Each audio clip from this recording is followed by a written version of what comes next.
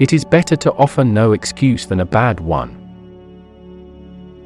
It is better to be alone than in bad company. If freedom of speech is taken away, then dumb and silent we may be led, like sheep to the slaughter. My mother was the most beautiful woman I ever saw.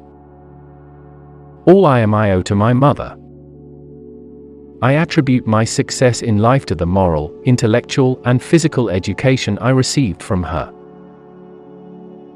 But lest some unlucky event should happen unfavorable to my reputation, I beg it may be remembered by every gentleman in the room that I this day declare with the utmost sincerity, I do not think myself equal to the command I am honored with. Be courteous to all, but intimate with few, and let those few be well tried before you give them your confidence. True friendship is a plant of slow growth, and must undergo and withstand the shocks of adversity before it is entitled to appellation. Human happiness and moral duty are inseparably connected. 99% of failures come from people who make excuses. I hope I shall possess firmness and virtue enough to maintain what I consider the most enviable of all titles, the character of an honest man. There is nothing which can better deserve our patronage than the promotion of science and literature. Knowledge is in every country the surest basis of public happiness. Guard against the impostures of pretended patriotism. Labor to keep alive in your breast that little spark of celestial fire called conscience. Perseverance and spirit have done wonders in all ages.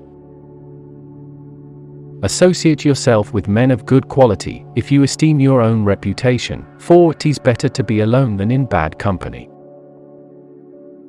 Let us therefore animate and encourage each other, and show the whole world that a freeman, contending for liberty on his own ground, is superior to any slavish mercenary on earth.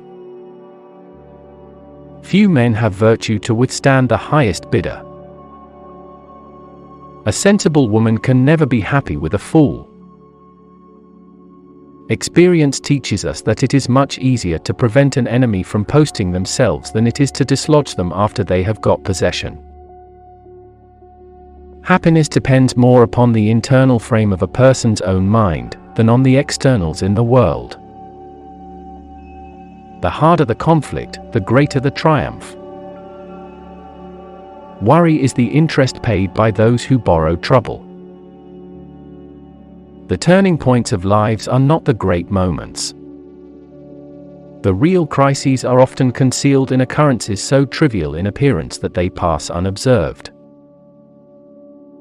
If we desire to avoid insult, we must be able to repel it. If we desire to secure peace, one of the most powerful instruments of our rising prosperity, it must be known that we are at all times ready for war. I conceive a knowledge of books is the basis upon which other knowledge is to be built. Paper money has had the effect in your state that it will ever have, to ruin commerce, oppress the honest, and open the door to every species of fraud and injustice. To encourage literature and the arts is a duty which every good citizen owes to his country. Where are our men of abilities? Why do they not come forth to save their country? Be courteous to all, but intimate with few, and let those be well tried before you give them your confidence. We must consult our means rather than our wishes. Real men despise battle, but will never run from it. Discipline is the soul of an army. It makes small numbers formidable, procures success to the weak, and esteem to all. To persevere in one's duty, and be silent is the best answer to calumny. We should not look back unless it is to derive useful lessons from past errors, and for the purpose of profiting by dearly bought experience. There is nothing so likely to produce peace as to be well prepared to meet the enemy. Let your heart feel for the afflictions and distress of everyone. I hold the maxim no less applicable to public than to private affairs, that honesty is always the best policy. The basis of our political systems is the right of the people to make and to alter their constitutions of government. If to please the people, we offer what we ourselves disapprove, how can we afterwards defend our work? Let us raise a standard to which the wise and honest can repair. The rest is in the hands of God. The great rule of conduct for us, in regard to foreign nations, is, in extending our commercial relations, to have with them as little political connection as possible. It is substantially true that virtue or morality is a necessary spring of popular government.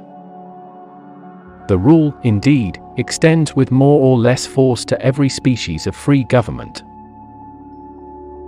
No punishment, in my opinion, is too great for the man who can build his greatness upon his country's ruin. Nothing is more essential than that permanent, inveterate antipathies against particular nations, and passionate attachments for others, should be excluded, and that, in place of them, just and amicable feelings towards all should be cultivated. Gentlemen, you will permit me to put on my spectacles, for I have grown not only grey, but almost blind in the service of my country. Be not glad at the misfortune of another, though he may be your enemy.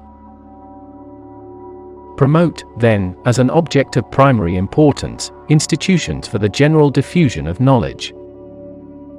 In proportion as the structure of a government gives force to public opinion, it is essential that public opinion should be enlightened. Strive not with your superiors in argument, but always submit your judgment to others with modesty. It is absolutely necessary for me to have persons that can think for me, as well as execute orders. Individuals entering into society must give up a share of liberty to preserve the rest. A bad war is fought with a good mind. A slender acquaintance with the world must convince every man that actions, not words, are the true criterion of the attachment of friends. Arbitrary power is most easily established on the ruins of liberty abused to licentiousness. One of the expedients of party to acquire influence, within particular districts, is to misrepresent the opinions and aims of other districts. The time is near at hand which must determine whether Americans are to be free men or slaves. Wherein you reprove another, be unblameable yourself, for example is more prevalent than precepts. Decision-making, like coffee, needs a cooling process. I'll die on my feet before I'll live on my knees. Someday, following the example of the United States of America, there will be a United States of Europe. George Washington famously warned against ungenerous throwing upon posterity the burden which we ourselves ought to bear. No pecuniary consideration is more urgent than the regular redemption and discharge of the public debt. On none can delay be more injurious, or an economy of time more valuable. Liberty, when it begins to take root, is a plant of rapid growth. Be courteous to all, but intimate with few, and let those few be well tried before you give them your confidence. Arbitrary power is most easily established on the ruins of liberty abused to licentiousness. Every day the increasing weight of years admonishes me more and more that the shade of retirement is as necessary to me as it will be welcome. The reflection upon my situation and that of this army produces many an uneasy hour when all around me are wrapped in sleep. Few people know the predicament we are in. Let your conversation be without malice or envy, for it is a sign of a tractable and commendable nature, and in all cases of passion admit reason to govern. A man ought not to value himself of his achievements or rare qualities of wit, much less of his riches, virtue, or kindred. Interwoven as is the love of liberty with every ligament of your hearts, no recommendation of mine is necessary to fortify or confirm the attachment. The great mass of our citizens require only to understand matters rightly, to form right decisions. If the cause is advanced, indifferent is it to me where or in what quarter it happens. Harmony, liberal intercourse with all nations, are recommended by policy, humanity, and interest.